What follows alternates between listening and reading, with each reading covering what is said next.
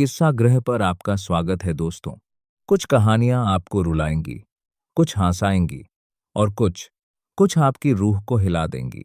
तो आ जाओ मेरे साथ, सब्सक्राइब करो किस्सा गृह को, क्योंकि यहाँ हर किस्सा सिर्फ कहानी नहीं, एक एहसास है। लाल साड़ी वाली। एक रात की कहानी। दीपक की जुबानी। मेरा नाम दीपक है, उम्र 28 साल। मैं दिल्ली में एक प्राइवेट कंपनी में काम करता हूँ और जिस रात की बात मैं आपको बताने जा रहा हूँ, वो रात मैं जिंदगी भर नहीं भूल पाऊंगा। बात कोई 2 साल पुरानी है। मेरे एक दोस्त की शादी रानीखेत में थी और किसी वजह से मेरी छुट्टी आखिरी वक्त पर मंजूर हुई थी। मतलब मुझे शाम को दफ्तर से निकलते ही गाड़ी उठानी थी और रातों रात निकलना था ताकि सुबह तक पहुंच सकूं। घर वालों ने मना किया था, रात को पहाड़ों में मत निकल, सुबह चला जा। लेकिन शादी की रस्में सुबह जल्दी शुरू होनी थीं और मैं किसी भी हाल में मिस नहीं करना चाहता था। तो शाम 7 बजे के करीब मैंने अपनी पुरानी स्विफ्ट गाड़ी निकाली और दिल्ली से निकल पड़ा। काठगोदाम तक का रास्ता तो ठीक ठाक था। हाईवे, ढाबे, ट्रकों की लाइन, रेडियो पर गाने। लेकिन जैसे ही काठगोदाम पार करके पहाड़ शुरू हुए, सब कुछ बदल गया। रात के करीब 11:30 बज रहे थे जब मैंने पहाड़ी रास्ता पकड़ा। चढ़ाई शुरू हो गई थी। सड़क संकरी होती जा रही थी और दोनों तरफ घने जंगल, चीड़ और देवदार के पेड़ इतने पास पास कि हेडलाइट की रोशनी भी मुश्किल से 10-12 फीट आगे जा पाती थी। मोबाइल का नेटवर्क कब का जा चुका था। मुझे याद है, उस वक्त एक अजीब सी खामोशी थी। न कोई गाड़ी आगे, न पीछे, सिर्फ मेरी गाड़ी का इंजन और कभी कभार किसी जानवर की आवाज जो जंगल की गहराई से आती थी। मैं एक तीखे मोड़ से गुजर ही रहा था कि अचानक मुझे सड़क किनारे हेडलाइट की रोशनी में एक औरत खड़ी दिखाई दी, लाल साड़ी पहने हुए। मैंने ब्रेक मारी रिफ्लेक्स में, क्योंकि अचानक किसी इंसान को इतनी सुनसान सड़क पर इतनी रात गए अकेले खड़ा देखकर कोई भी रुक जाता। गाड़ी कुछ दूर जाकर रुकी। मैंने शीशे से पीछे मुड़कर देखा। वो औरत अभी भी वहीं खड़ी थी, बिल्कुल स्थिर।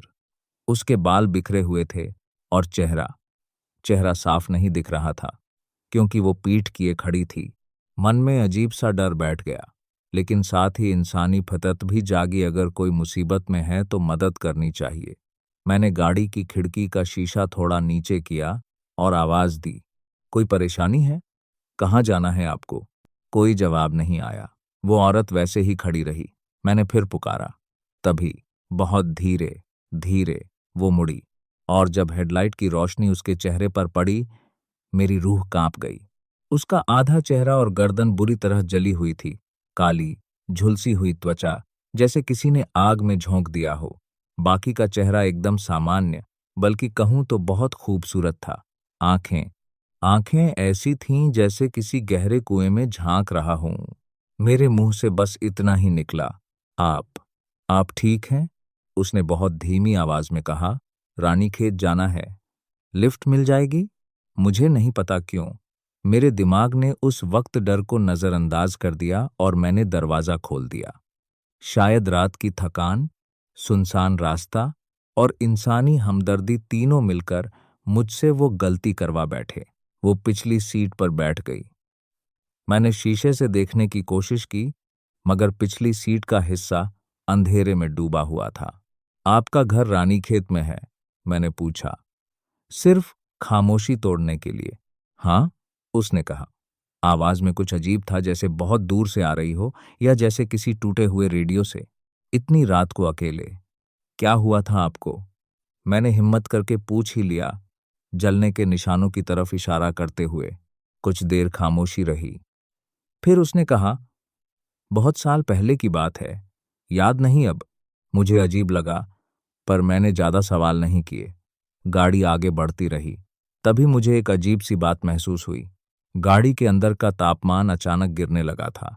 ऐसा लग रहा था जैसे एसी फुल पर चल रहा हो, जबकि मैंने उसे छुआ तक नहीं था। शीशे पर धीरे धीरे भाप जमने लगी। मैंने डैशबोर्ड की घड़ी देखी, रात के 12:17, और तभी गाड़ी के स्टीरियो ने अपने आप गाना बदल दिया। मैंने कोई गाना नहीं लगाया था, बस अचानक एक पुराना घरघराता हुआ भजन बजने लगा, जैसे किसी पुरानी कैसेट से आ रहा हो। मेरे रोंगटे खड़े हो गए। मैंने शीशे में पीछे देखने की कोशिश की और इस बार जो दिखा उसने मेरी जान ही निकाल दी। पिछली सीट पर कोई परछाई तो थी, पर शीशे में उसका कोई अक्स नहीं था।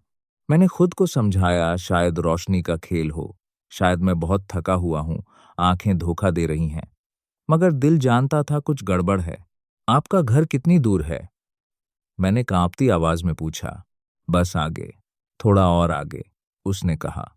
और इस बार जब उसने बोला, मुझे महसूस हुआ कि उसकी आवाज गाड़ी के अंदर हर तरफ से आ रही थी, जैसे वो पिछली सीट पर नहीं, बल्कि मेरे चारों तरफ हो। गाड़ी एक और मोड़ पर पहुंची। हेडलाइट की रोशनी में मुझे सड़क किनारे एक पुराना, टूटा फूटा मंदिर दिखाई दिया। बरसों से वीरान, दीवारें काई से ढकी हुईं, और मंदिर के बाहर पत्थर की एक मूर्ति के पास मुझे लगा जैसे कोई साया हिला। तभी मेरी गाड़ी अचानक झटके के साथ बंद हो गई। इंजन बंद, लाइट्स बंद, सब कुछ अंधेरे में डूब गया। सिर्फ चांद की धुंधली रोशनी थी। घबराहट में मैंने चाबी घुमाई, बार बार, मगर गाड़ी स्टार्ट नहीं हुई। और तभी पीछे से आवाज आई, उतर क्यों नहीं जाते दीपक? मेरा नाम। मैंने तो उसे अपना नाम बताया ही नहीं था। मैं डर के मारे जम गया। पीछे मुड़कर देखने की हिम्मत नहीं हो रही थी, पर किसी अनजानी ताकत ने जैसे मेरी गर्दन को मोड़ ही दिया। वो औरत अब मेरे बिल्कुल करीब थी, सीट के बीच से झुकी हुई, चेहरा मेरे चेहरे से बस कुछ इंच दूर। उसका जला हुआ हिस्सा अब पूरे चेहरे पर फैल चुका था, और आंखें आंखें अब इंसानी नहीं रही थीं। उनमें एक अजीब सी लाल चमक थी, जैसे अंगारे। उसके पैर, मुझे याद आया, मैंने अब तक उसके पैर नहीं देखे थे। मैंने नीचे देखने की कोशिश की।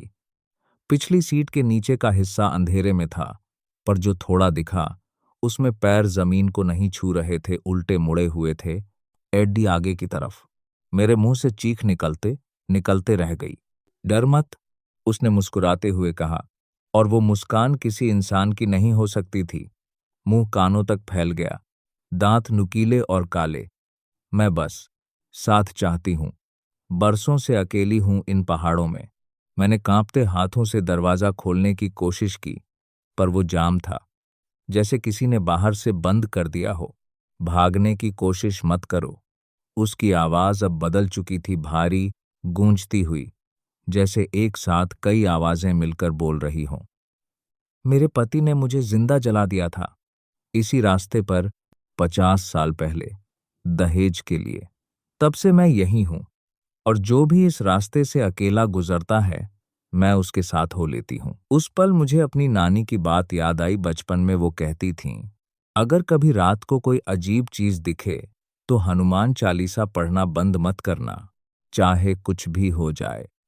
मैंने कांपते होठों से हनुमान चालीसा पढ़नी शुरू कर दी, जो कुछ भी मुझे याद था। जैसे ही मैंने भूत पिशाच निकट नहीं आवे, महावीर जब नाम सुनावे की पंक्ति बोली, गाड़ी के अंदर एक जोरदार झटका लगा।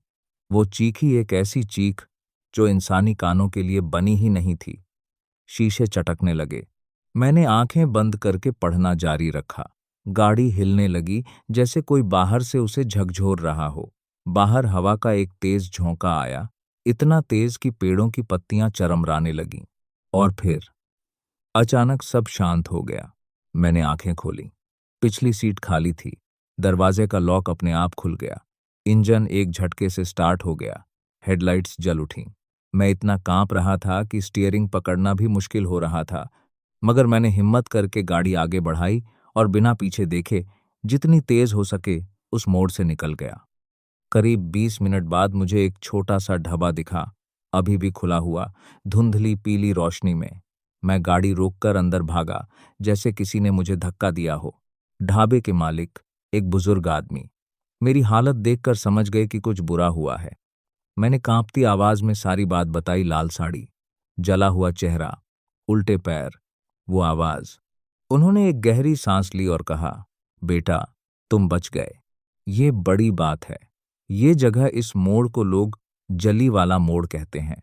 बरसों पहले यहाँ एक औरत को उसके पति और सास ने दहेज के लिए जलाकर मार डाला था। उसकी लाश यहीं जंगल में फेंक दी गई। कोई अंतिम संस्कार तक नहीं हुआ। तब से कहते हैं उसकी आत्मा भटकती है, चुड़ैल बन गई वो। अकेले मुसाफिरों को, खासकर मर्दों को, अपने साथ ले जाने की कोशिश करती है। तुम्हारी किस्मत अच्छी थी कि तुमने भगवान का नाम लिया, वरना। उन्होंने बात अधूरी छोड़ दी। मैंने उस रात ढाबे पर ही रुकने का फैसला किया। सुबह होने का इंतजार किया और फिर रोशनी में बचा हुआ सफर पूरा किया। शादी में पहुंचा, पर वो मुस्कुराहट, वो खुशी, सब कहीं खो गई थी। मैं बस उस रात के बारे में सोचता रहा। बाद में मैंने स्थानीय लोगों से और पूछताछ की। कई लोगों ने उस मोड़ की कहानियां सुनाई। कुछ ट्रक ड्राइवरों ने बताया कि वो वहां रात को कभी गाड़ी नहीं रोकते, चाहे कुछ भी हो जाए। कुछ ने कहा कि उस जगह कई लोग गायब हो चुके हैं, जिनका आज तक पता नहीं चला। आज 2 साल हो गए हैं उस रात को, मगर मैं आज भी रात को अकेले पहाड़ी रास्तों पर गाड़ी चलाने से कतराता हूँ। और अगर कभी मजबूरी में जाना भी पड़े, तो गाड़ी में एक चीज जरूर रखता हूँ, हनुमान चालीसा की किताब, और साथ में सिंदूर से बना एक छोटा सा तिलक माथे पर। क्योंकि अब मैं जानता हूं कुछ रास्ते, कुछ मोड़ सिर्फ नक्शे पर सीधी लाइन नहीं होते। उनमें कुछ ऐसा भी बसा होता है जो दिन के उजाले में कभी सामने नहीं आता।